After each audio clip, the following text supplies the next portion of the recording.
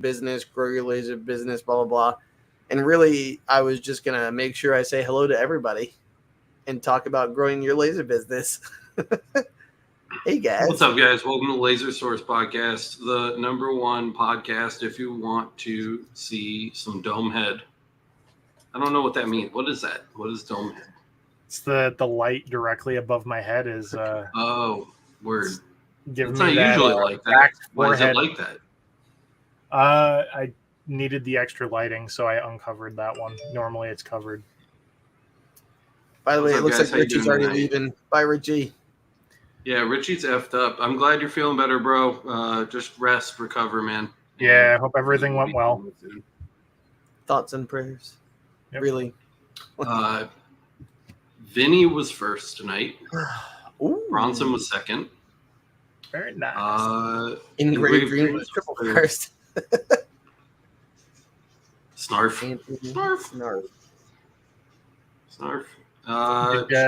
What's up, Laura? Drake? How's it going? Hi, Laura. Hey, Laura. APY. Andrew's here. We do widgets. Classic. Poor Richie, man. Messed up. I know he was having his spinal fusion, right? Yeah. Surgery. Jack, Phillip. Good to see you guys. John Uftring, as usual, hanging out. And I'm almost done. Mike C just popped in. What's up, Mike? And I think that's up to date. Yuri's here too. Yeah, I'm in California. It's like 103 degrees, and I've slept like 4 hours in the last 2 days. So, happy podcast. But glad that you guys are here. Looking forward to this. Driving for the next 4 hours, so I'll be listening audibly the whole time. But feel free to do a 4-hour live. Probably won't, but we'll be here for you for at the very least the next hour. Yeah. The very least. The good news is we have like 100, and I think this is 130 or 131. So we have like 130 hours of podcasts you can listen to. So some of those when you're done here, some of them are quite long. Yeah. It's going to be 2 a.m. here in the UK. What's the main talking points tonight? We are just doing Q&A. I'm not really prepared with anything tonight, so we're just going to be catching up. I'm going to be catching up with the guys. Honestly, I have not really been available, so I'm sure they have some stuff that they want to bring up or talk about. Yeah. And I am just trying to get my bearings. It's like bright here, which is super weird for me because it's supposed to be 9 and it's 6. What time is it? Is it 6? It's 6. 6:08 so that's the weird. West Coast. By the way, hi, Resin. Yeah, I was really tired. We came out to visit Miranda's family because we don't get to see them very often. I think the last time we actually got to hang out with them was like 2.5 years ago. Like 3 years ago now. Right? Yeah, I guess so. It was like 2 years ago. Yeah, Nugget was fresh. So she's out. She's at the beach right now, hanging out with them, and they're out having a good time. And I'm here editing. But yeah, the kids just like screamed on the plane, and then screamed to the car rental pickup place, and then screamed for the whole drive home. And then all went to bed, and then Nugget screamed all night. It was rough. Yeah, hearing this to your bone pitch. I was telling Kyle earlier, Miranda tried to do a really smart thing. She tried really hard. She got a backpack for the car because we had to bring the car seats. So she got a backpack specifically designed to hold car seats. It's like a huge ripstop nylon bag with shoulder straps on it, which is good in theory, but it's only designed for one car seat. And I put 2 in, so I put like the first one in like this, and then the second one in, like, and then like it's dad Tetris. Twice as heavy as it should have been, and then the straps were just more ripstop nylon. It wasn't like they weren't like straps on like a backpack or anything. And so you guys were like Sherpaing through the airport. This is all just bruise right here under my shirt. It's all bruised, and I'm just like every part of me hurts. and I want to die. So that's where I'm at. So if I'm not there tonight, guys, that's why. But Matt, you seemed real excited to be here. Did you have something that you wanted to? Anthony says those are dope. I've used them, but they are definitely just for one car seat. Like, I'm surprised Anthony's not here. He said he's coming. He said he was a body part deep in cooking dinner. I'll let you guys fill in that blank. Yeah, I don't know what that is. Yeah. I thought don't lose limbs. For a second, I thought you meant that he was cooking a body part. Like he was through one body part. I mean, with Anthony, you never know. You never know with Anthony. He might be. Never said it was a human body part. Could be. Yeah, there's our first star from Philip. Gonna go ahead and star from Philip there. Yeah. So actually, I will go get Kyle. If you want to talk about what you've been up to or what you've got going on, I'm gonna go get the box that I just got today or this week. Before you do, Kyle, again, guys, it's a Q&A night. So post your questions in chat. We will star them as we go along, and we'll get to as many of them as we can. If you leave your comment late, it'll end up in the lightning round at the end. But we're going to do updates for a little bit just to stall and get a nice little queue going. So go ahead, Kyle. Sorry, I didn't mean to interrupt you. I just wanted to get that out there. All good. I've had a lot going on the last 2 weeks, and I alluded to part of it. Yesterday on Anthony's live stream where he was doing some superconductor coin testing, which was really cool. If you guys haven't seen it, go check that out. It's a good time. But I had a machine die on me this week, and I don't want to disclose which one because I'm kind of doing some silent testing of somebody's customer service. What? Yeah, I love which one it is, though. Yeah, I'm doing some silent testing of the brand's customer service. So you guys will get a unique preview into that at some point. But again, I don't want to talk too much on it because I don't want to give it away. Can you at least tell us how it's going so far? How's it going so far? I'm on like the second or third round of initial questions with them. At the moment, I do have to rip the machine apart again. This time it's because I didn't get what I knew I was going to need, so it's my own fault. But yeah, Resin says, "Ooh, it's a mystery broken machine." Interesting. Yeah. So I like to take every opportunity to test a customer service department in their knowledge and their ability to find a problem and fix it. And are they doing right by the customer is really and I will say, like, you don't come out of the womb with knowledge, right? You have to have experience, and sometimes that experience comes on the job, and that's fine. I don't have a problem with somebody not knowing the answer up front.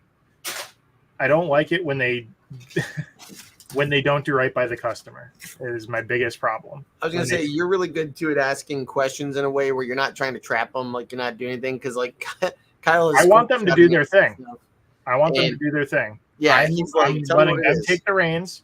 I give them exactly what they ask for information, nothing more, nothing less. I don't go out of my way to create problems.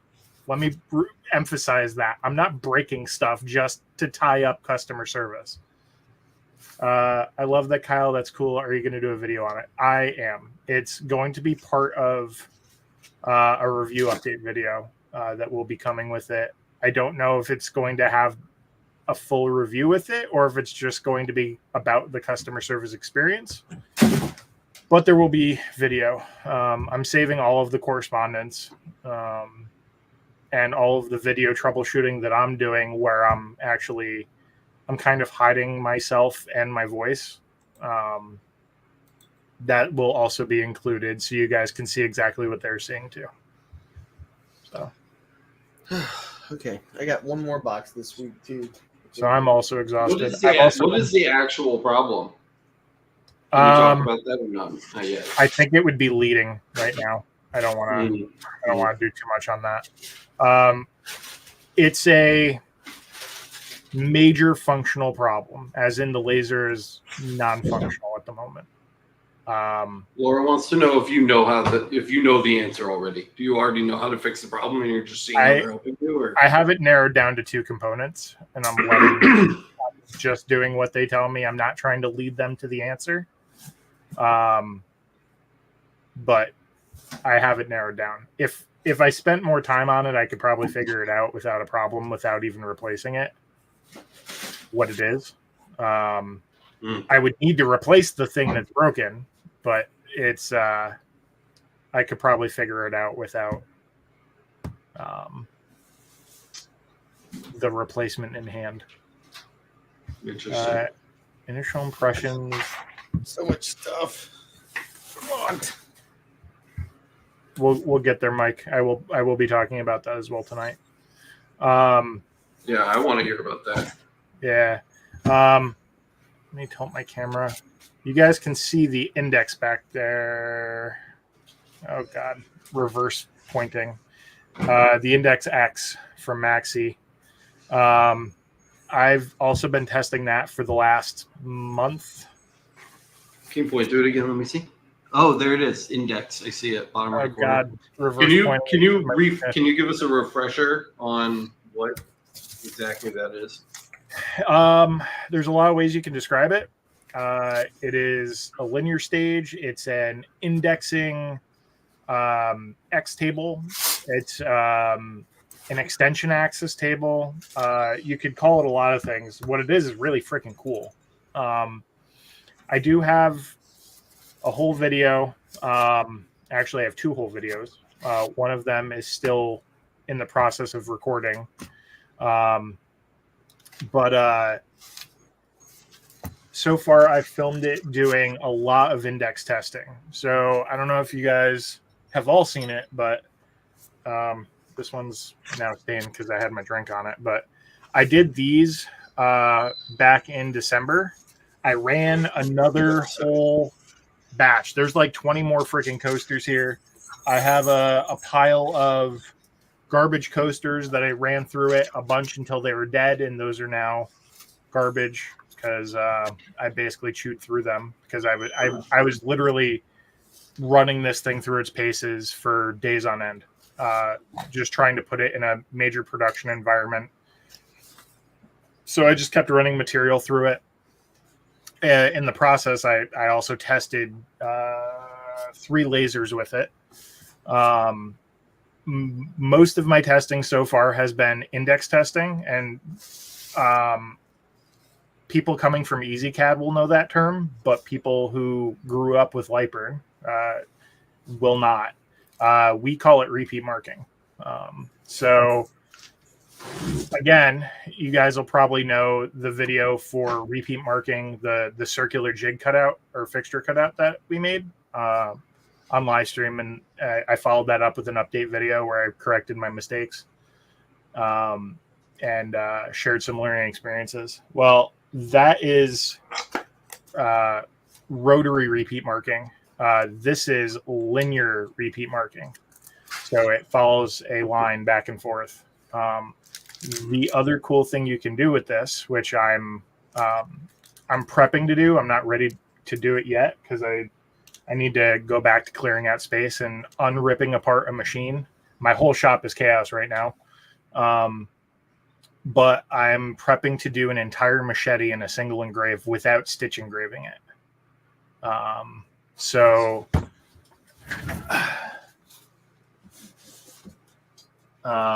This is one of the rejects from one of the Viewer's Choice streams. So instead of it being on a Viewer's Choice stream, now it is a kind of a nifty project where I get to test out doing something that is like, I don't know, almost 2 feet long. So if there's anybody out there that's still confused or new, we call it a linear stage. It's a stage. It's where you do your work, right? It's where the play is happening, the stage. And it's linear, as in it goes one direction, right? So we're along a single axis, a linear Not like stage. the band.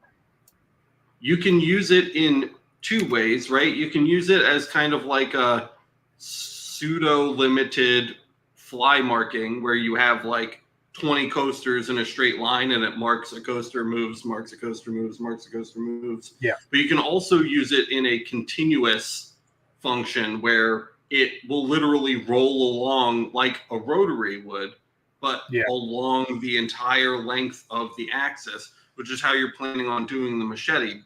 Kyle's saying without stitching, because he's not marking a spot, moving it, and then marking another spot on the machete. He's literally going to allow the machete to move along like a conveyor belt as the galvo is marking in a single position. So it'll be moving along like this as the laser's coming down on top of it. And that's very cool. Both of those use cases are extremely cool. And this is a really cool device. What is the ballpark price range on this again? So the price point on it, I don't know if it's final pricing or if it was pre-order pricing. Ballpark, like eyes closed, guess. The number on the website during pre-order was $1,749. And isn't that bad? No. When you consider the fact that this whole thing is, it's all CNC parts. You get 8. I don't know if you're going to be able to see it from here. I have a bunch of dog stuff on top of it too right now. I really do apologize for the mess. But this red guide back here is basically kind of like T-slot, but it's custom. And then you have these 8 red fingers that are like, I think maybe 5 inches long that stick out at a right angle. And you can use them for aligning. And you can stick a ruler onto this. There's also a black backstop back there that you definitely can't see because of the reflection. But these are the fingers. But they all tighten down with the thumb screw, so it's entirely toolless. You can move everything around toollessly, with the exception of the backstop is screwed down. But that's not really a big deal. And it's all M6 fixture plating on the bottom. So if you need to screw something down, you can. And it's the most common sizing for a screw for a fiber or galvo bed in general, for the most part. This was you got introduced to this this was at LBX, right? Am I remembering that correctly? You and Matt got to see it at LBX. I ended up getting it. I've had it for a couple of months now. Admittedly, it got kind of trapped behind my 3D printer and something else. And while I was cleaning and moving my shop around, I didn't want to damage it moving it around. So I kept it in the box and kept it safe. And it's been out of the box for a month now. I actually, if you were very keen, you would have seen about this much of it on the podcast for probably the last 3 weeks. Prior to that, I did move it off so it wasn't seen, just because I didn't know when it was going to be going public. But yeah. If you guys want to check it out, I will have a video out on it soonish. It's in the works, and I will have a follow-up video with the extension axis portion of it after that too. Definitely, it's exciting. Extremely looking forward to hearing more about that. Yeah, there's basically no Anthony. There's basically no off-the-shelf anything like this without getting it like custom made from a manufacturer. So having something specifically built like this has been a treat versus some of the other ones that I've seen that are just kind of like one-off creations from manufacturers to fit somebody's need. What is the bed size on that? Big. If I remember correctly, it's 1,000 millimeters wide. So Matt and I are just like 3.5 feet. Yeah. When you said big, I just thought thick. Yeah, call it thick. It's big. It's like in terms of motion, you get 3 full 300 millimeter movements out of the. That's huge. Yeah, Jesus. Huge. I'm pretty sure it's 1,000 millimeters. It's 700 millimeters of left to right movement from lock to lock, but you have a half a bed past the center point still beyond that. So it's big. Big. Anthony, you're fired. Sorry, boss. What's No, Ironically. Oh my God. What's up, Anthony? How are you? Got him. Doing good. How are you, bud? I'm fucking beat up, dude. You know what it's like traveling with fucking hella kids. Yeah, we went to Hawaii once, and oh my What? God. Yeah, my son was stationed out there. He was in the Marines. I'm just saying, like with your whole family, like with all. of them? It was before the youngest was born, so it was 4. And Oh. Yeah, that's better. totally. Yeah, it was. He actually had his kids Sherpa each other like you did, where he's just like stacking We kids. stacked up like Kids. Russian dolls. Yeah. All right, you guys just put on a coat, and we're gonna pay for one plane ticket, and they're all just like, Right. Yeah. my God. Yeah. Yeah, it's not a coincidence I'm wearing this shirt today. This is my state of mind right now. That's where I'm at. digging it. I'm digging it. Yeah. Love me some Bluey. All right, I'm man. gonna go You back. had plenty of time to stall and get your fucking shit together. What are Yeah, you doing? yeah. Well, I mean, you see how much it is. So, I'm pretty excited because our sponsors, Johnson Plastics Plus, Alex. Oh man, I'm gonna have to insert a thing into there. I'm gonna have to do let me just do it real quick. Yeah. The number one podcast, if you like, what's it? Dome heads. You see a big dome. It's the number one podcast if you like traveling with kids. And our sponsor, Johnson Plastics Plus, the number one place online to get stuff. Everything that you need. We love them so much, too much, in a sexual way. Okay, That's that's what I weird. got.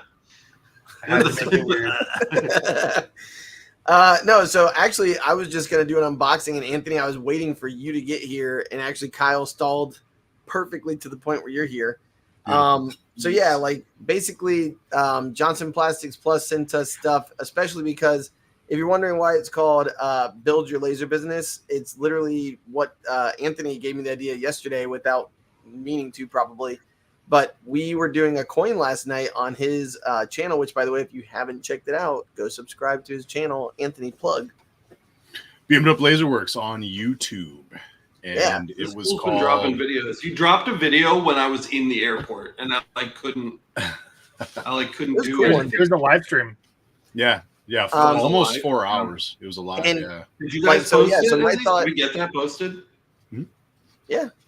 It's posted in the Oh, okay. Discord under new live streams, just like this one is. Imagine people do their jobs when I'm not around. It's crazy. Yeah, it's almost like you hired people who aren't dopes.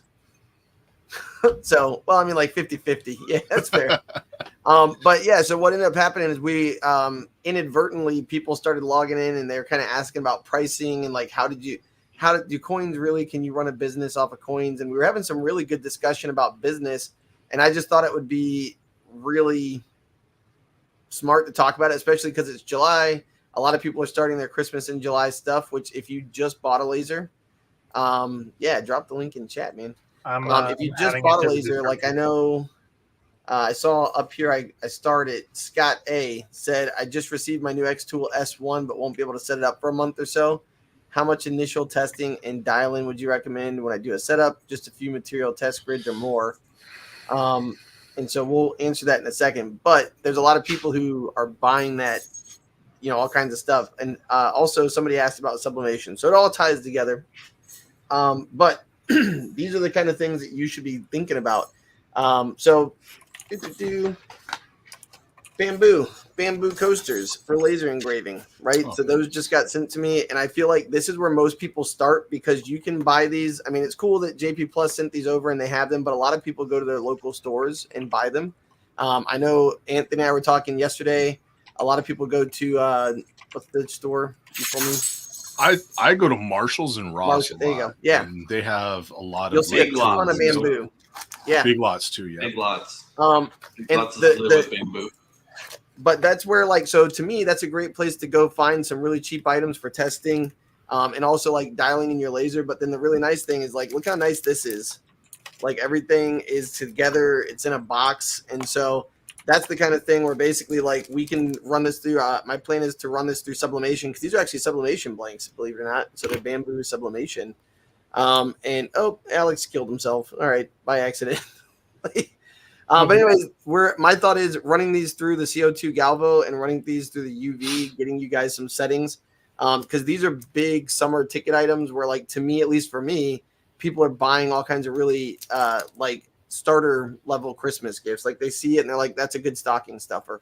And it's a low investment in both, Yes. like, monetarily and your time. Because if you have a CO2 gantry, or God bless you, a CO2 Galvo, and a UV is going to take a little bit longer because of the dot size, but a CO2 Galvo is going to, like, just crank those out, dude. And so you're looking at a minimal investment in your time, a minimal, like, financial investment, because those type of things are pretty cheap. And you can ask, like, premium money for those types of, especially with a base or like the holder like that. That's a big deal right there, because a lot of people that look at 4 loose coasters and they're like, oh, okay, but you have something to put them in, and a lot of times that'll be enough to push them over the edge, and they'll make a buying box, a display piece for the dining room table, something. Yeah. And so these, I was looking online to see how much these cost. For a set of 4, let's see, BSSC2. Oh yeah, so circle or square. It's $10 for a set of 4 with a holder and a box that goes with it, so that you can basically pop them and lock them, right? And so for me, like, if you look online, these are probably like $30, 25 to $30 for a set of 4 is usually what people charge for this kind of stuff. And so the reason I was also talking about this is their sublimation. So I'm kind of excited to see, like, what these look like with sublimation. I think they'll look kind of rustic. And so they had square and circles that they sent over. So you guys will see those on a video coming up soon. And Kyle and I have been talking too about doing more like Anthony was doing, like a live project where people can kind of like come in, talk to us, because Anthony can buy some bamboo. I can get some bamboo. We can do a diode, a gantry, and a galvo and kind of see, you know, I think that'd be pretty cool. And the reason that we're talking about that kind of stuff is because then they sent over this big boy. Like, look at this thing. My God. Right? Nice. Yeah, so this big boy too. Yeah, this actually has like something for your hands to go into. It's got a juice screw on one side. Yeah, so this is an engravable cutting board. Like, it's solid bamboo. But again, I think a lot of people shy away from bamboo because, like, what we've talked about in the past is it's got the striations going vertically. But there's ways you can kind of deal with that. Like, they go either from borax all the way up to like going with the grain and against the grain and all that kind of stuff. So there's a lot of things you can do. Also, defocusing. Like, I found that defocusing on these gets me what I want. I lose the depth that kind of takes away from the engraving and keeps it not dark looking and does that. So yeah, it's kind of stuff we can do on a live or do something that'd be pretty cool for settings. And then the other thing was sublimation wise, they also sent over some Christmas ornaments. So I do plan, there we go. I plan on doing some Christmas ornaments. And this is actually metal. So I don't know if you guys can hear it. That's cool. Well, I'm holding it so it won't make the noise. But yeah, this is actually like a little piece of aluminum that's pretty thick. Like, you guys can, I don't know if you can hear that or not. But anyways, you can. Yeah, so it's really nice. It's double-sided, and they're pretty cheap. I'm going to find this on the website, and this is the kind of stuff where bringing color, it's cool that I did a laser engraving, but when I put something on here that pops like full color, I think it'll be pretty dope. So I wanted to throw in too, I could hear you guys, but I couldn't talk. I was fixing the stupid exposure thing on the camera permanently because it was really annoying me. Diodes, dude, for bamboo. So good. Yeah, Diodes, that's for like some people start there. Yeah, diodes are so good for bamboo. It's like they don't even have the bamboo grain. They just do it perfectly, like every time. I think I've only done bamboo on the channel once or twice on a live stream, but by far the best results I've gotten have been on a diode for Oh, I believe that. And by the way, this box is actually the other thing I was going to talk about that Anthony and I talked about too, and Kyle was there. talking about with us was like working with other laser engravers to kind of build your business. And so for me, the person who I worked with is Anthony, right? So this is actually a box from Anthony. My God, there's like a box inside of a box. So very. It's box inception. So did you also get a 3-pound box of tape? Yeah. So I bought mine though. Like I told Anthony, he's like, oh, I got you. I'm like, no, like this, like I got it. Look at this. Sorry about that. I was trying to protect the package. You're a terrible person. Matt told me that Anthony's site was up for tape, and I'm like, dear God, I've been waiting for it. I need more tape. Oh, so your site is up? Came today I didn't realize you yeah, were like. So that's what I was going to tell you guys. I thought you were just mailing me tape. Well, I was doing that too because that live stream where you used that white tape kind of hurt my feelings. No, I'm just kidding. You cried. So I was like, no, not on my watch. Bro, my settings are dialed in for white tape. It's not personal. If you, you guys are probably laughing right now, but different colored tape will affect how much energy gets to your material. So this is my third roll of black tape. Oh my God, this tape is so good that I'm just like. So, anyways, this is like watching a 5-year-old undo a Christmas present, and you're just like, just grab the end of it. Oh, yeah. Thank God if I said it. I didn't know if we were gonna say it or. Yeah. No, I know it. If I'd have known this was gonna happen, I probably wouldn't have wrapped it in tape. I'm trying to show people. Actually, it's very simple. This is trash tape, but I was trying to make it look good. Can you just help me out? Yo, Anthony's exhibit. He's like, we heard you like tape, dog. So, anyways, all jokes aside, Anthony's has a lot of different blanks, and so this is his 100 millimeter, right? 4-inch. Yep. So he's got 4-inch tape, and this, by the way, this is awesome. So when you're doing any type of lens correction or calibration, to take any flat stock and turn it into something that you can quickly and easily run a lens correction on. The other thing is, I've actually used it for gaff tape on my floor because it's so sticky. I've actually like with wires and cords. How sticky is it? So sticky, right? But it removes from material well as well. Also, yeah, exactly, and it's also 50 millimeters, so 2-inch. And I'm trying to be professional here, but he threw in some extra blanks for me to show off. And so this is a really nice credit card bottle opener, really thick. I think it's like a 0.8 mil, probably, like big clunky boy. And then he's also got some of the longer bodied ones too. He's got the black credit card style. BeamItUpLaserworks.com. The blanks aren't on there yet, but if you go to BeamItUpLaserTape.com, it'll take you straight to where you can purchase the tape. Yeah. So here's where you need to go. Can I make a request? I have a 2-foot tall roll of white masking tape. I want that from Beam It Up Laser Tape. It's 2 feet.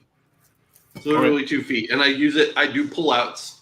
So I pull it out, and then especially for like full sheets from Johnson Plastics Plus, when they have like the row mark and stuff, that plastic layer comes off immediately. And I get another person, and I literally grab the end, and we pull it out and just lay it down over the whole thing, and I cut it with a razor. Nice. And I would like to replace that. That's the normal white roll. You use normal masking tape for that, right? Like yeah, and the normal masking tape, like it comes off okay, but it's just not. It just doesn't stay on its own. You know, it's not. The adhesive isn't right. We need the especially for Romar. Beam It Up upgrade on that. Yeah. Yeah, these are really nice. He's writing it down. Really nice too. Yeah, 2 feet by whatever. I'll do a live unboxing of my Beam It Up box too. Well, I was just gonna say, so if you hadn't seen them yet, so this is where like working with other people who are in the industry who know what quality products look like. So again, well, really thick, really nice, right? And it's got the beveled edge, so you can get some really cool engraves on this. And what's funny is today I literally was in the middle of working on stuff, and I had one of my friends message me saying he was working with a bar because he does like art and shirts. So look at the nice coating all the way around.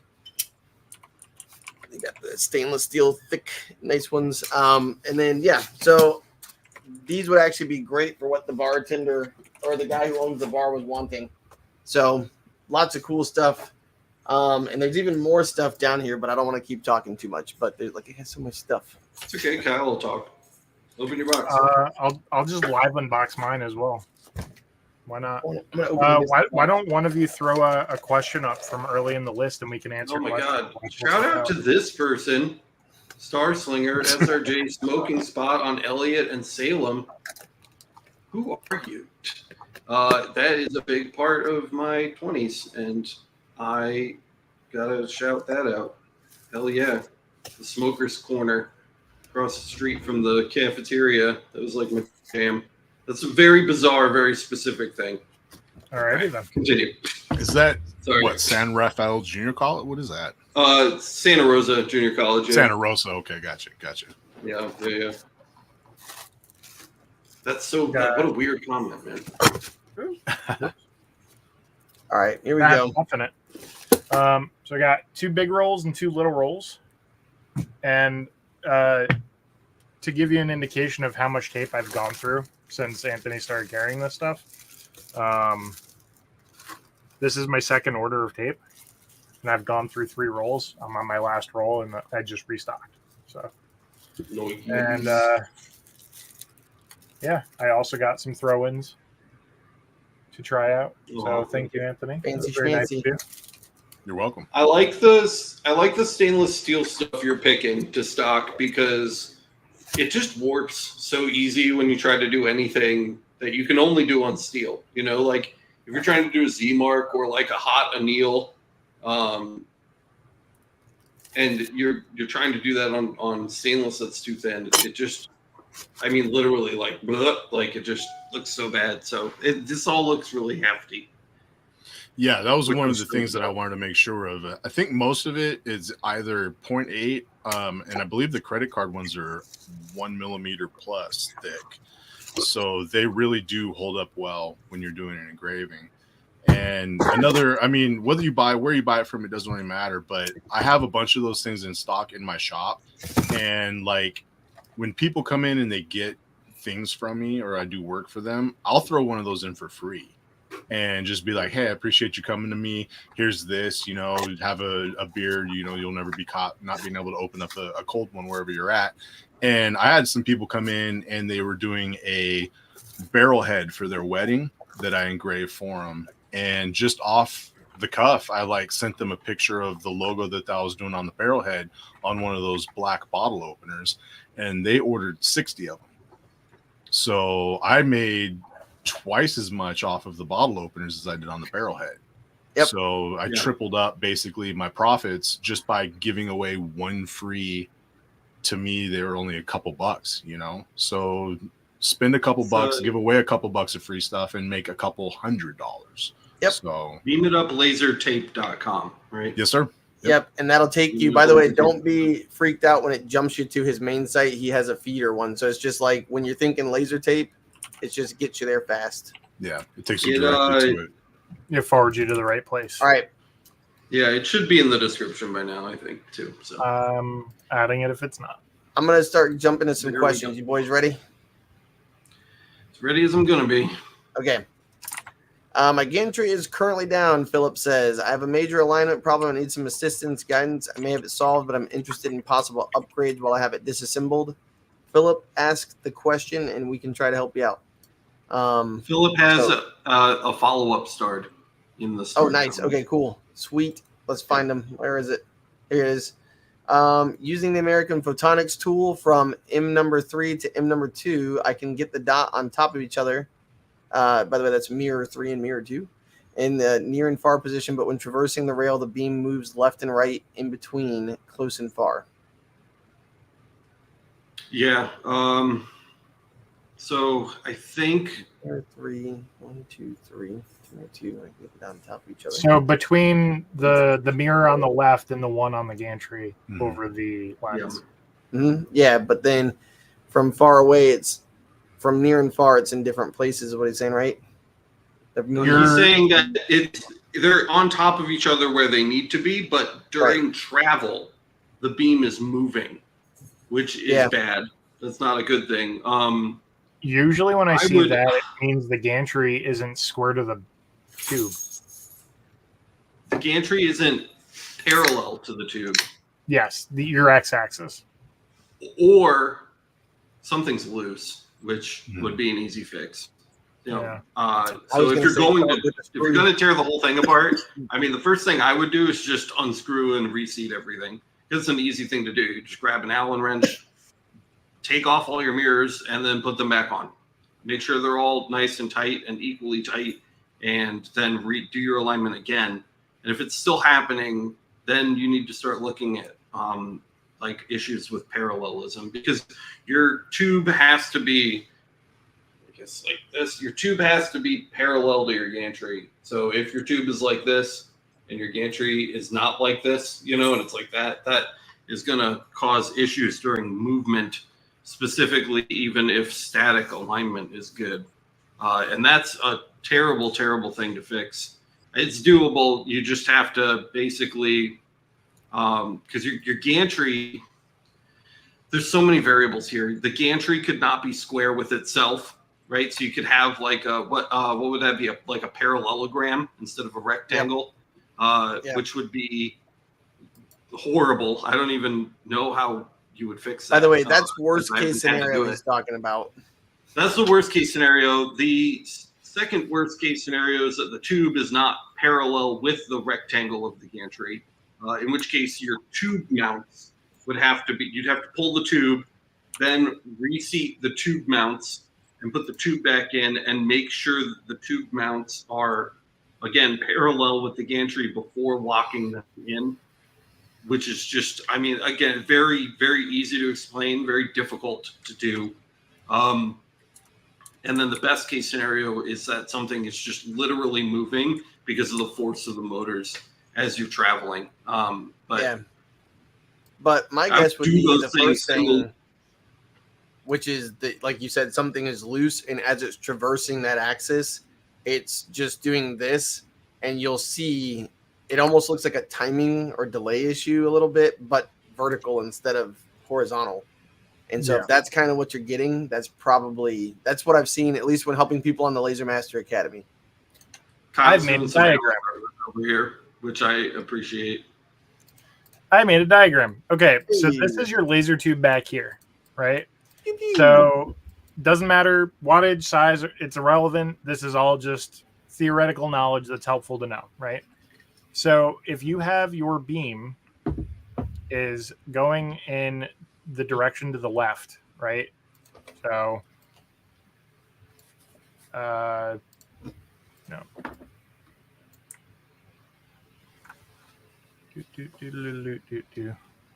Kyle's having trouble handling his beam. Nope. If you could just grab a hold of your tube better. Come on, man. I'm making a triangle.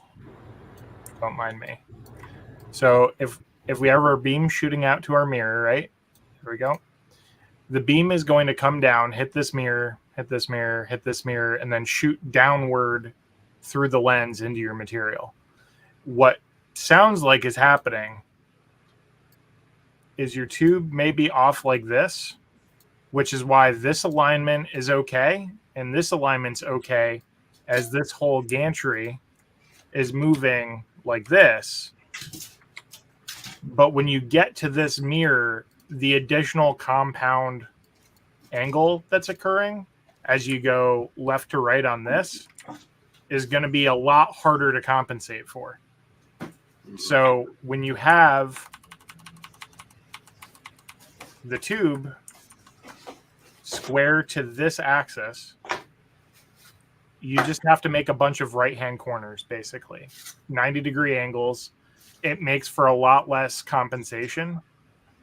So if the tube is higher or lower than the gantry, it's less of a problem. But when you're compensating for higher or lower, and you're compensating for having an angle like this, it gets to be a lot of compensation to deal with, and it's way harder to keep consistent when this mirror is moving back and forth for a variable, and this one is going back and forth for another variable. So it really needs to be, this needs to be parallel to this. So I hope that helps. Okay, that's pretty much it. Yeah. By the way, I just opened the mystery box, and it's a giant LED, wooden LED. Like, this is from Anthony. What was in the mystery box? giant wooden LED, like acrylic sign holder. Oh, Sorry. Rest in peace, Jimmy. Rip Jimmy. Yeah. Everyone pour one out for Jimbo. All right, let's see. We got one thing I can suggest on that too, since it's fresh in my mind and we're still on the topic. Whether you're doing a reverse alignment or a typical alignment where you're pulsing the laser through, no matter what, you're going to be validating your alignment by doing pulses going to the forward mirror. What I would suggest, if things are looking off skew, get yourself a like a laser alignment tool. And I don't mean a red dot that you're going to stick in the mount. I mean like an actual like laser level that can point down. And you can use that to measure, like square it up to a point on the wall and stick it on your gantry and have the laser go straight down the beam of the x-axis and have it point straight down the axis of the tube, and try and get those as close to squared up as possible. That will make your life a little easier if things are really skewed and screwed up. And if you need to, you can always pick up like a $30 or $40 set of adjustable tube mounts. They usually have like a little Allen head screw on the bottom that allows you to push one side of the lens forward and back. Yeah, and so he's been talking to us the whole time. He said he's using the American Photonics alignment tool, so the processor's reverse. He's starting at 3 but going to 2, but looking at the x-axis. And so he's got one at square, is what he was saying. Okay. So, yeah, definitely something to keep looking at, man. Let's keep moving. We'll come back to it if you want to add more. LN2 Branding said, what's going on with the sublimation printing? So the second video is filmed. Alex is on vacation. When he comes back, I don't know if I'm the next video or if Kyle's the next video, but basically what we're doing is kind of a swing between the three of us because we've all got stuff filmed. And when it gets edited, it will come out.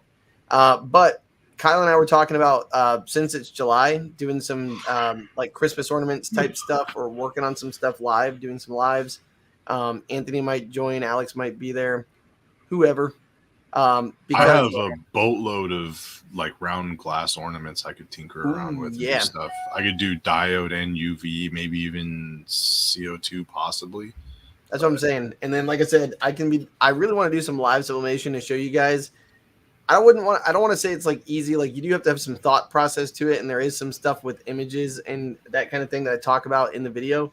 But it's really just being able to add color. Like, I don't know how to explain it besides when you put things on a table, stuff that's black and white, stuff that's gray and white, brown and white, whatever, it's there. But when there's color there, it pops and it draws them in. So even if it's just these cheaper ornaments to get them there, where you're charging $5 to $7 for an ornament, get them in there. And I think you'd be surprised. So more is coming.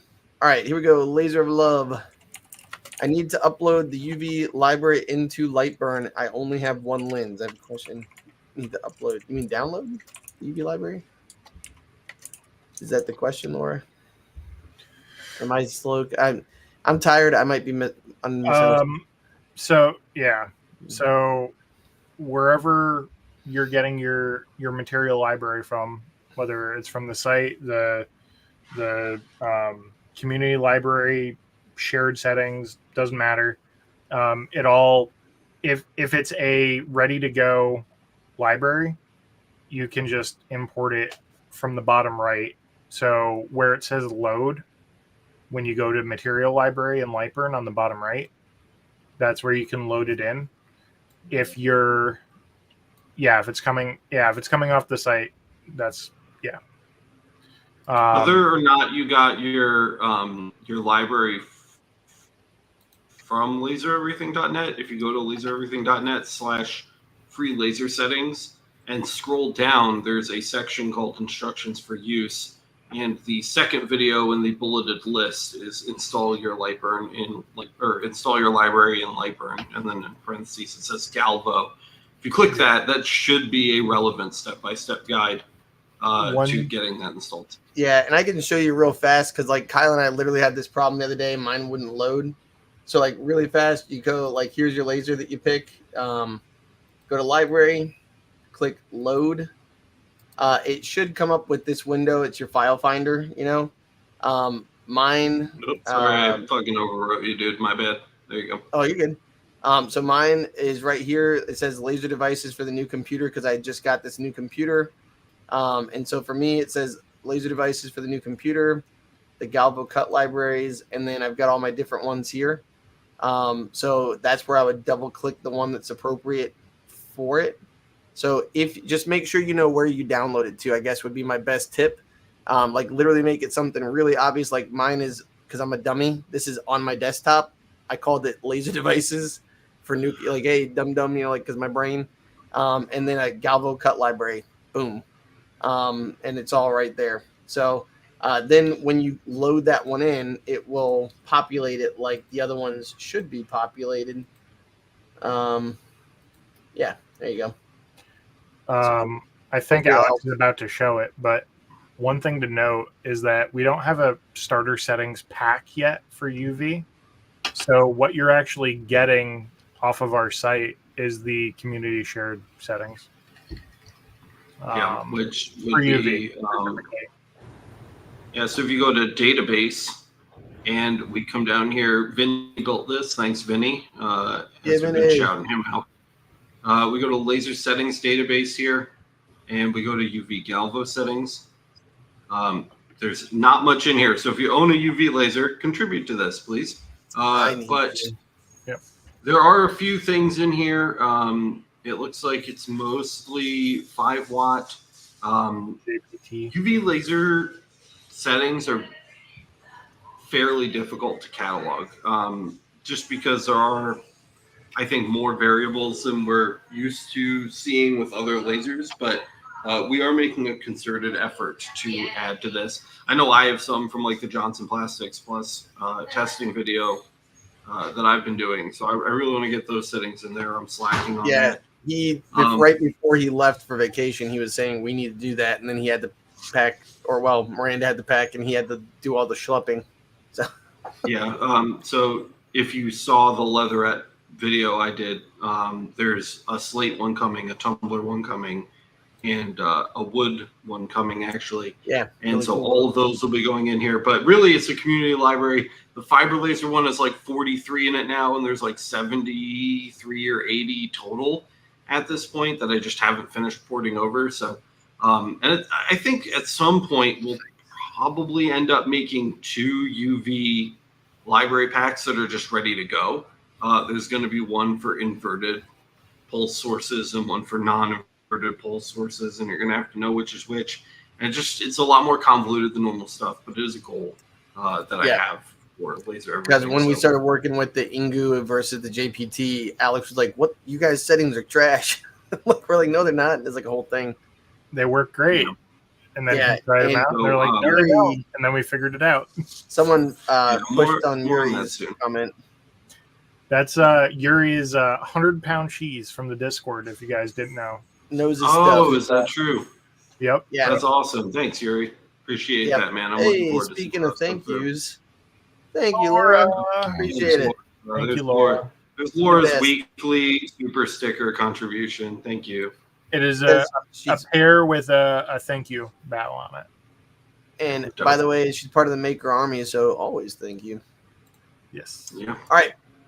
Drake to David Drake the second. There you go. Just got an 80-watt, looking for all the education possible. I believe I'm in the right place. Hey, I think so. I think you are. Yeah, let us know what you need help with. We got a go watch thousands of hours of stuff to watch for you. Gantry. Go watch the Lightburn for Galvo crash course, and don't skip the first episode, which is the most important video on our channel, called "Everything You Need to Know About Galvo Lasers." It's really important. Wait a minute. Did he get an 80-watt Galvo, or is that 80-watt gantry? I believe he did. Holy shit, that's huge. Okay. All right, Lori's got some fun stuff. Go ahead.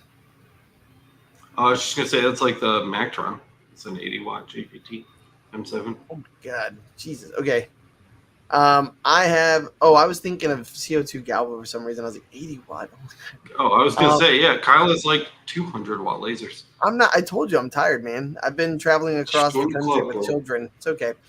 All right. Lori said, I had a very depressing job come in this week. The Army brought in a 15 by 33 piece of brass that has been perfectly engraved yearly since 1880. Deep rotary engraved in Helvetica font. Yes, some years were off by a millimeter or two. It's a whole story. But it was as perfect as it could be until 2014 when some moron decided that they should diamond drag it. Oof.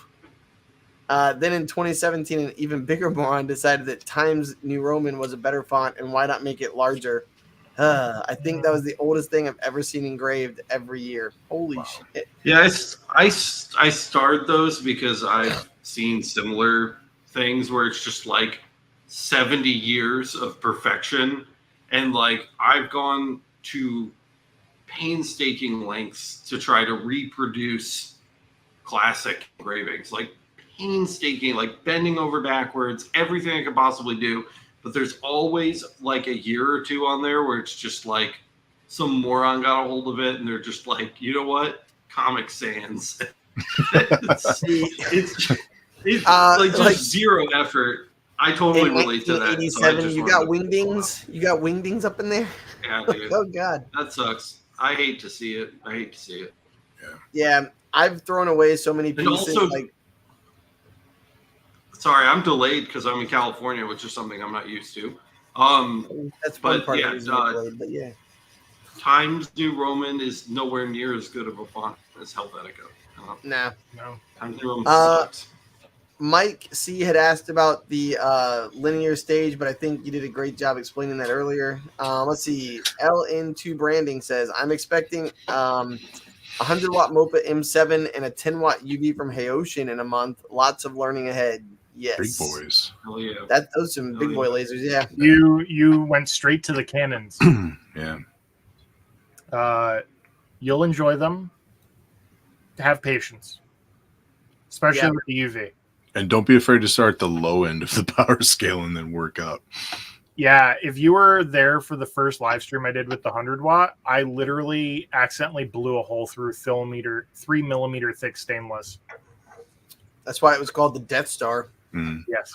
Dude, I was so used to the 60 watt M7 SFX, and when the 80 watt Magtron came in and I fired it for the first time, it like scared me. Like it actually scared the shit out of me. It was like, ah! It just wasn't. It like they pop off. So he wasn't ready. Yeah, I wasn't. By the ready. way, here's a good one for you. David said, I've spent more time with you guys on my TV than I have with my wife lately. Oh, I'm so sorry. We have that effect on men. If your wife enjoys the content, then it's a win-win. Yeah. If your wife enjoys the content, it's a three-way. So I mean, okay. So I told you I'm tired. Yeah, delayed is I think the right word. Okay, so Scott said, I've just received my new X-Tool S1. This is from earlier. He said, I won't be able to set it up for a month or so. How much initial testing and dialing in do you think you need to do with an X-Tool? So you guys have played with X-Tools. I haven't. So what do you think? Well, the X-Tool S1's a diode, right? That's not the CO2. Isn't that P1 and the P2? S1 is the S1 is the enclosed. It's the We Create competitor. It's the enclosed diode system. Yeah. So just take my first recommendation is a weird one. Use XCS first and get used to it, because all of the interesting novel things that machine can do rely on XCS. You should own a copy of Lightburn as a backup for when you need to do things that are more advanced than XCS allows. But in general, and I can't believe I'm saying this, it has just been more convenient to use XCS with the laser, because I can use more of the laser that way. So I would learn XCS. It's not a bad tool. It's just when you go to do certain things that you're used to doing in Lightburn and you can't, then it's like upsetting and you have to switch. If you've never used Lightburn before, you're not going to notice. Second, XCS is a library thing that they have going on where like you can just load up a setting for any material. they're fine. They will get you in the right ballpark, but they all need work. I've never just like thrown one in and been like, bingo, perfect. So don't like take someone's like 80-year-old great grandfather's leather wallet and like slap it under there and pick the leather setting and just be like, this is good. It's because it's probably not. It might be okay, but it's not going to be great. What about a piece of brass from 1888? Yeah, no, Diamond Drag all the way. Yeah, nice. Comic Sans. Yeah. My third thing that I'll mention is that everything that relies on interval line distance in XCS is measured in lines per centimeter, not lines per inch. It is metric. And it's annoying to calculate when you're not working with nice rounded whole numbers.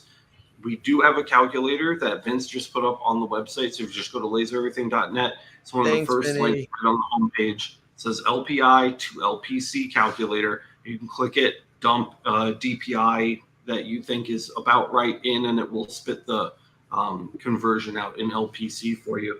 Outside of that, just play with it as much as possible. Just use it as much as possible. The more you use it, the better you're going to get, and the more you're going to like it. You may not like it at first. It might be frustrating to use, but as you learn its quirks and habits, and this goes for any machine, I think you will like it more. So that's as the person with all of the X tools, that's my X tool advice. I got my first laser during the lockdowns for COVID. So as soon as we got back to normalcy, I started going to like Goodwill and Salvation Army and just grabbing anything and everything I could see that I thought maybe would be okay to engrave with the laser. And you're looking at usually 80 cents to $2-3 for just testing everything. So for the first 8 months, you know, it was just like, what inside my house can I try to laser engrave on that was safe? And then, just get everything underneath that laser that you can possibly think of that, you know, you have an idea like, hey, maybe this will work for an idea and I can sell this. And just like Alex said, just test, and spend hours and hours and hours trying to get the right settings for each thing and just perfect it. So diodes are fairly straightforward. You don't have to worry about frequency and stuff like that as much. So it's like your power, your speed, and your line interval are the three things you really have to worry about. And just kind of always change one thing at a time so you know what worked or what didn't work. Because if you go in and you change speed and line interval, you don't know if you get satisfactory results if it was both, one or the other. So just kind of break it down very scientifically and change one thing at a time, see if it got you the result you're looking for. And if it didn't, then change one other thing or that same thing again. To add to that, what I just showed you guys, like, so this is something like, to me, it's worth, I mean, that big board that I have, it's in one of these boxes, that huge butcher board, right? That was, I mean, I think you could probably find something like that, but skinnier, like a skinnier, cheaper version of that. Get something huge, do those material test grids if you can. Like if you do have light burn, you can get the 30-day free trial to try it out and see. And they're literally done for you. That alone, just getting those files and having them that you can do that would be huge for it. So buy something large. There are also some really interesting ones that have been made by community members on the project database, which you get to by the same way you get to the settings database. Just click the project one instead. Community members have made a lot of interesting test grids that are just like drop in and load and go. And so they don't work with Lightburn's test grid functionality, but they're nice, easy drop-in files, and you could learn a thing or two by just kind of seeing the way that other people have approached it as well. I wish I thought of the Goodwill thing back when I got my first laser. I went to Walmart. I filled a shopping cart with just shit from Walmart. Yeah, see, literally, Vinny said, go to the bins, Goodwill, Salvation Army, and you can get stuff by the pound. Like, that's what's up. Go ahead. I was going to say, how much did you spend? 8 pounds. 8 pounds. Wait, what? 8 pounds. It's like going to pick and pull and getting car parts. Yeah. Yeah. when I first got started, I did grab some stuff from Walmart and wherever, but actually checking out IKEA's IKEA. well, they have the clearance section for like stuff that has imperfections, or they're not going to carry it in anymore, and the box only had like 3 left and they just wanted it off the shelf or whatever. I ended up getting a couple of glasses that I tried project marking on for, I think it was like 25 cents. I got like 4 of them.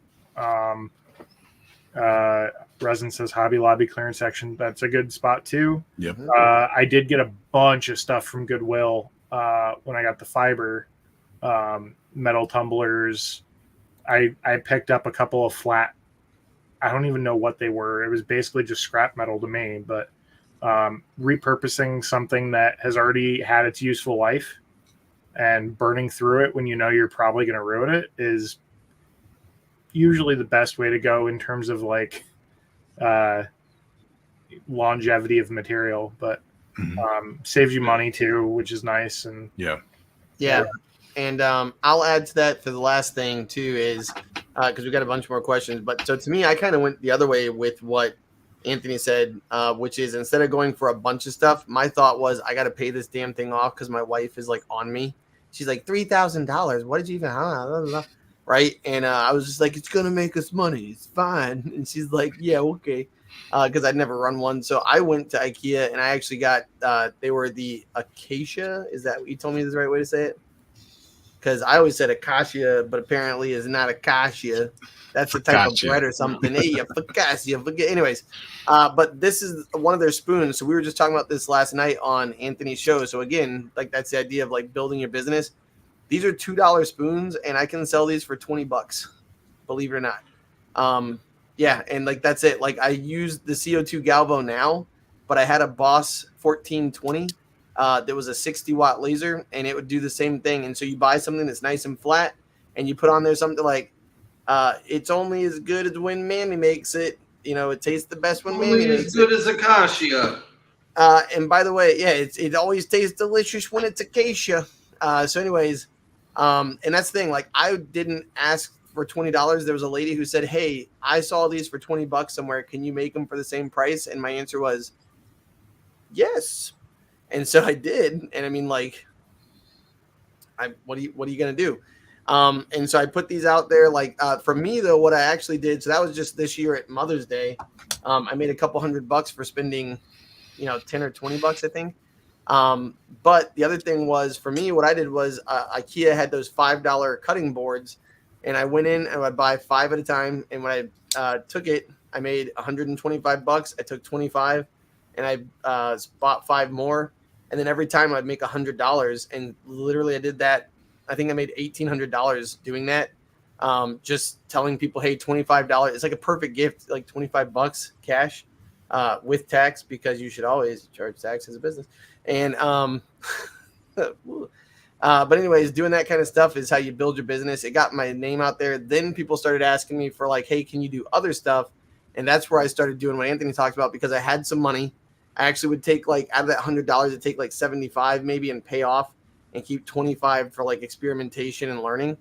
And that's where I got all my settings from for the CO2 gantry, and or if you're doing diode for the diode. So. And I think that kind of answers resin questions, which is how long have each of you been working with lasers? Alex, how long you got? At least a decade. Yeah. Hands-on, 3.5 years. Yeah, I think this is year 5 or 6 for me. Hands-off, I've been learning about lasers for a decade. I've been considering building one for 10 years, and then I ended up buying one instead. And then you can see what I do on the channel. That's everything. So. Whoops. He slipped down that slope. Yeah. Yeah, right.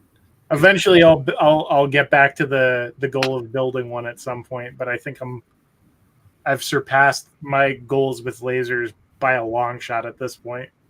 Right, Montez.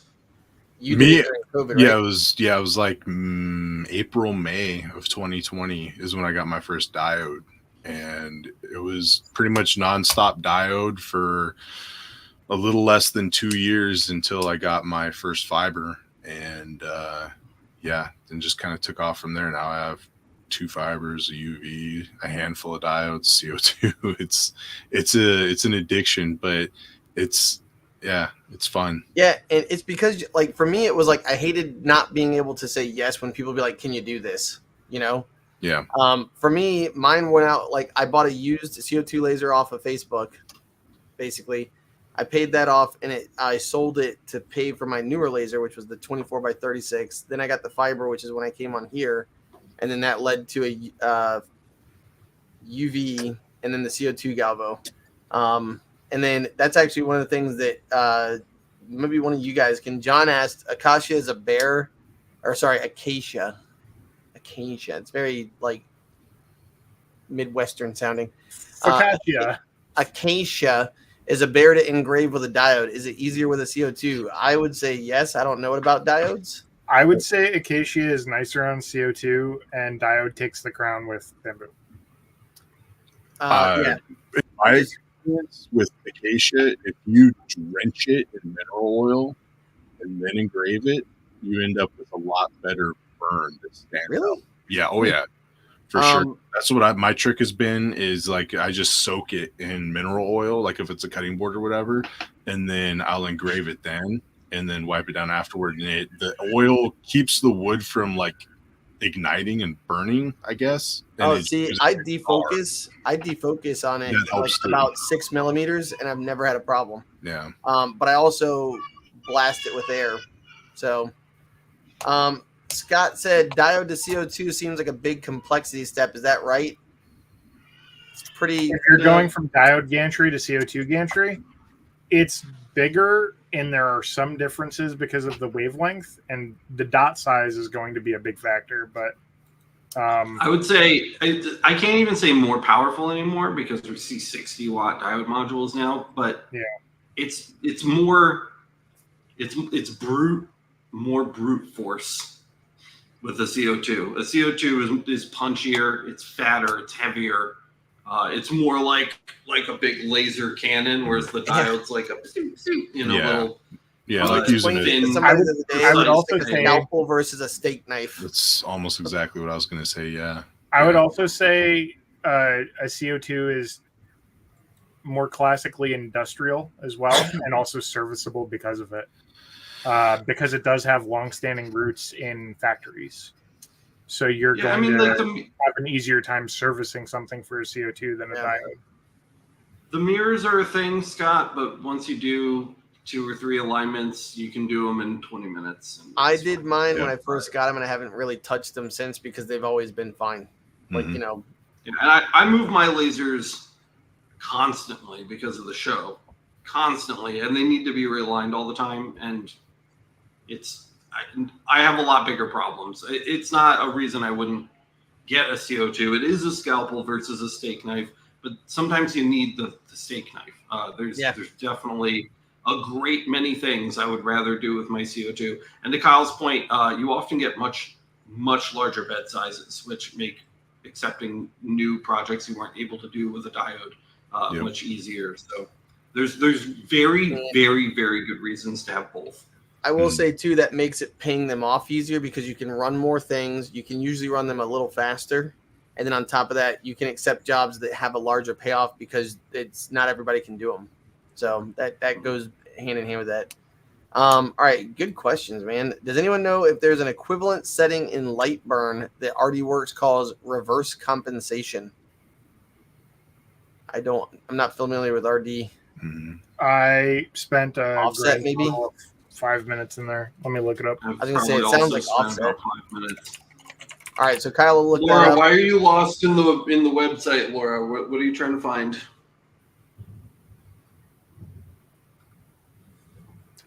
Reverse compensation is scan offset compensation. I did a video on that.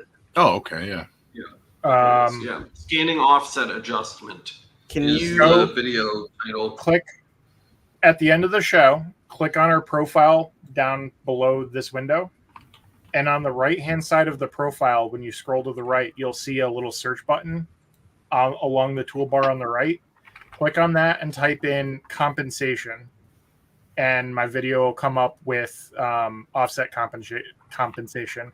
In Lightroom, they just call it scan offset compensation. It's the same thing. But I do a really good video on that. I think we titled it scanning offset adjustment. Sure yeah, it is scanning offset adjustment. When you type in compensation, it did not come up. I'll just I got it. Okay, even better. That's easier. While you were talking, I was like, you know what? I'm just gonna type it. So I'm dropping that in chat right now. Laura said she figured it out. Cool. I was about to say I have the website pulled up also, so if we needed, I had that ready to go too. Laura, if you need anything, let us know. We got you. Okay, so going back to the start, especially while we're live. Yeah. All right. She said, Resin said, wait, your son was stationed there? You don't look old enough to have a kid that old in Hawaii. Yeah, I married into some teenagers when I was in my 30s. So, yeah, my oldest, he spent 4 years he was stationed at Hawaii Babies all over the place. But, yeah. Funny story, Anthony's actually Benjamin Button. He's actually 98 years old. He's 82 years I think we are... yeah, we're getting to the end. There's only about 5 questions left. Ahead, yep, so we're gonna speed run it, right? So wait, 15% discount. If you are going to the website JP Plus, you can go down to when you check out. It doesn't apply to every single thing on the website, so be mindful of that. But when you get to the part where it says use a code, our code is YLR-ZDF, and it'll save you 15% on what you purchase from JP Plus. So there's that. Our sponsor. Yep. Cuban says possible order of 5x7 photos on black anodized aluminum, and they cost me $7 a piece. It's a bulk order of about $200 to $500. They said it depends on the price. Wondering what I should charge per. That's going to be a lot of time. $21 at least. Well, yeah. So that's what I was going to say. So the wholesale price that we always suggest is $300. Like take your blank and make it 300%, right? But also 5x7 photos on a blank anodized aluminum, like that's a $200 to $500 is a lot. Well, you're spending a lot of time. You need to make. I mean, 21 is a minimum, so keep that in mind. And again, that's like a lot of time on a laser. Like I'm just sitting there thinking a 5x7 photo. I haven't done a 5x7 recently, or at all. I don't remember. But I've done an 8x10 recently on the fiber. Runtime is 18 minutes. I was gonna say I was between 20 and 25 minutes on that. So you can do 3 if you can do 3 an hour. If you can do 3 an hour, what do you want to get paid hourly? I don't think it should be less than $150 an hour. Oh, John has a good point. That by 3, so it's like $50 minimum. Again, minimums here we're talking about. Yeah, so John had a good point. 300%. Like, so we were saying 7 times 3 is 21. That's the profit you should make. So if you've got your blank, it'd be 28. So 7 plus your 300%. Yeah, but still 18 minutes. That's a lot. Nope, not me. I'd say find somebody who's got 20 of them. That's the kind of thing, by the way. So, okay, if we're talking about building your laser business for real, drop shipping. There's somebody out there who has 10 lasers, like somebody like Kyle, who's sitting in a room with 10 lasers and probably has 2 or 3 different people who can run it. Or like Kyle has that. This is where we wonder, $1,700 for something like a linear rail. Why would I ever want that for my laser? Well, Kyle can take that and load in 5x7. You could probably put like 8 of them on that thing, right? Like nicely and neatly. And he can line that up to literally run 8 at a time, not walk away, but be doing other things. And that's where he's going to like scale his business to do that kind of a thing. So there's your tool right there. And if you have 200 times 28, I mean, my God, what is that? I'm not smart. 10 times $5,600, right? Yeah, $5,600. Thanks. So there, that just paid for the device and netted you profit on top of your materials still, and that's only if they did 200.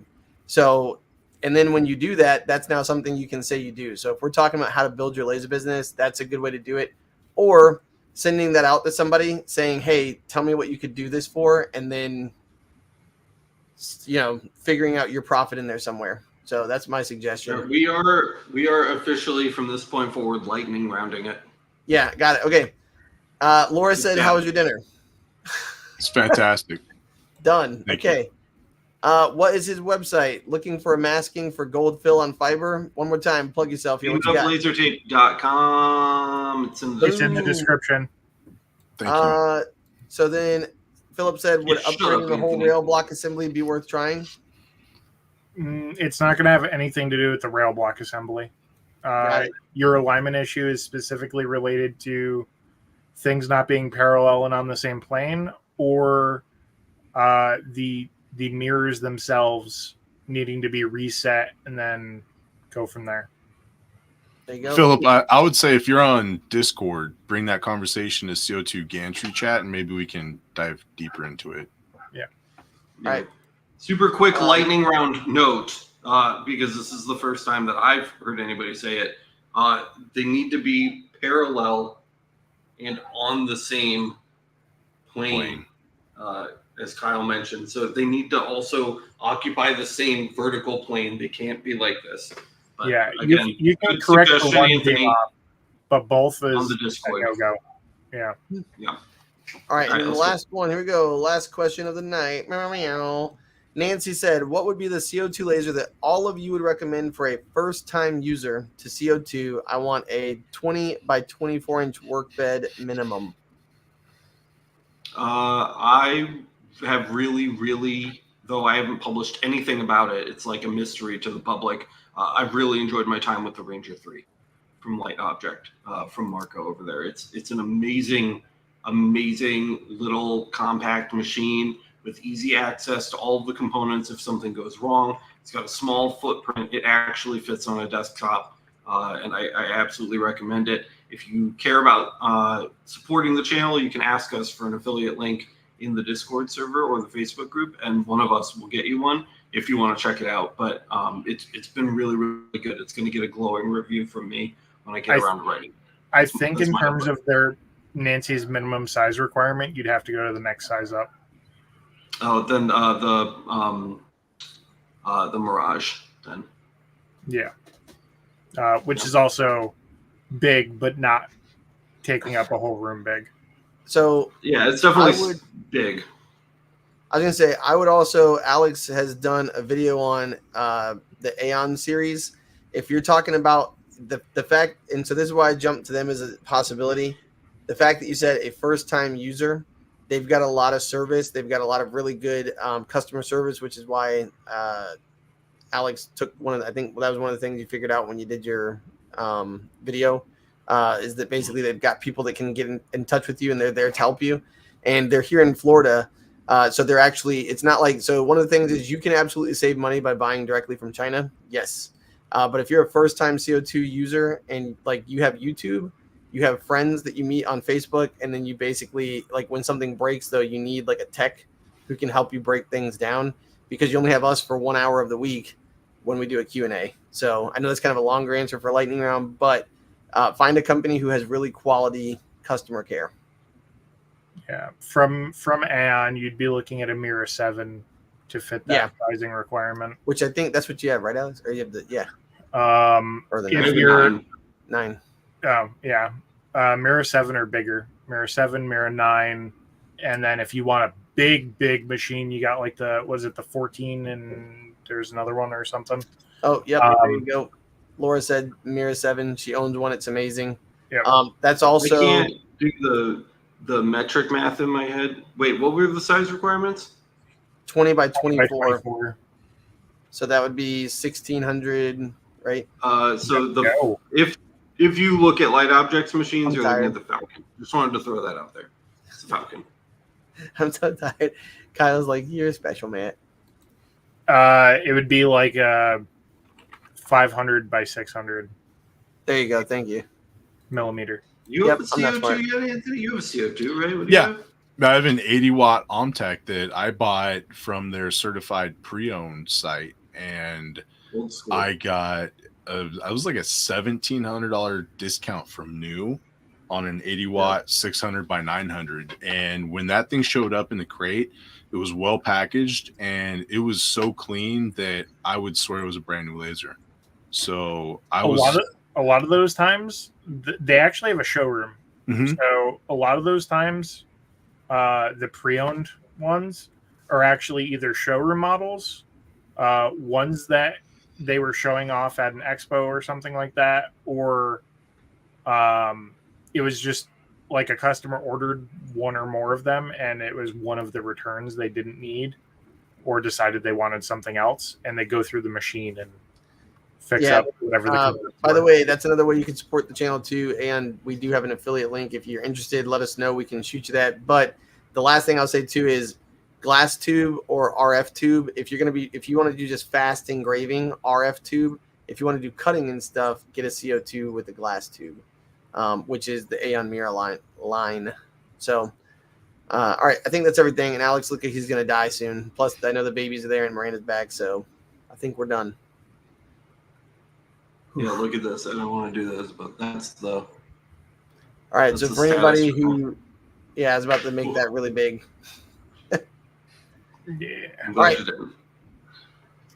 That's it. All right, That's guys. Special shout out to our sponsor. They're people that give us money to talk about them, and then we get to keep doing the show. We picked somebody really special for that role. As far as the podcast is concerned, Johnson Plastics Plus, someone I've been buying from since I started my engraving shop in 2019, and even before that with Michael at Sonoma Laser Engraving. So as long as I've been working with lasers, I've been purchasing from this company, and they really do make just incredibly high quality products. They have a massive array of things that you can buy, including lasers and tools and other crafting equipment, and just like a huge library of blanks. If you're interested in checking out stuff from them, I highly recommend all of it. I've never gotten anything bad from them. You can find the affiliate link to support the channel down in the description, and don't skip the coupon code for 15% off your order.